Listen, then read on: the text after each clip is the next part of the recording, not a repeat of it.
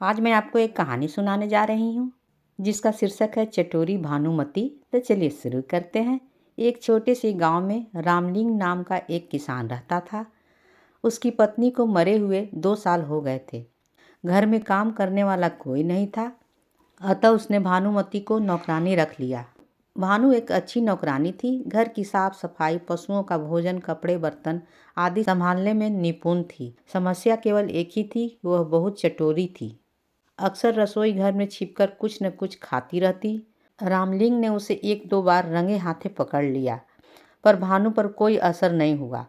वह साफ झूठ बोलकर बच निकलती। अंत में तंग आकर रामलिंग ने उसे कहा, अगर आज के बाद मैंने तुम्हें चोरी के कोई चीज़ खाते हुए पकड़ लिया तो नौकरी से निकाल दूंगा।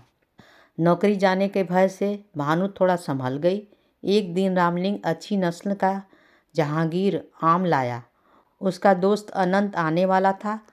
उसने भानुमति को बुलाया, इस आम का छिलका उतार कर टुकड़े में काट दो, दोनों दोस्त मज़े में खाएंगे। भानुमति को आम बेहद पसंद थे। मन को लाख समझाने के बावजूद वह रुक न सकी। आम के टुकड़े चखते चखते पूरा आम ही खत्म हो गया। तभी रामलिंग की आवाज़ सुनाई दी, भानुमति, भानुमति, आम काट कर ले आ, अनंत आता ही होगा। अब तो भानुमति की आंख के आगे अंधेरा छा गया। उसे नौकरी जाने की चिंता होने लगी। तभी उसने एक योजना बनाई। उसने रामलिंग से कहा, मालिक, चाकू की धार बना दो, आम का छिलका बारीक नहीं उतर रहा है।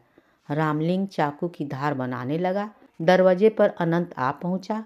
भानुमति उसे एक कोने में ले जाकर बोली, लगता है मालिक तुमसे नाराज है। चाकू की धार बनाते बनाते बुड़बुड़ा रहे थे कि आज तो अनंत की नाक ही काट दूंगा। अनंत ने भीतर से झांक कर देखा। रामलिंग मस्ती में गाना गुनगुनाते हुए चाकू तेज कर रहा था। बस फिर क्या था, अनंत सिर पर पांव रखकर भागा।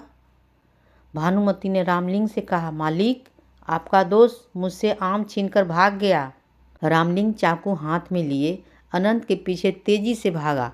अनंत और भी तेजी से भागने लगा। रामलिंग चिल्ला रहा था, रुक तो जा भाई, कम से कम आधा काट के तो दे जा। अनंत ने सोचा कि रामलिंग आधी कटी नाक मांग रहा है। वह बेचारा दोबारा कभी उस तरफ नहीं आया। रामलिंग भी थक कर हार कर लौट आया। स्वादिष्ट आम हम हजम कर जाने वाली भानुमति अगली चोरी की तैयारी में जुट गई। कहानी होती है समाप्त।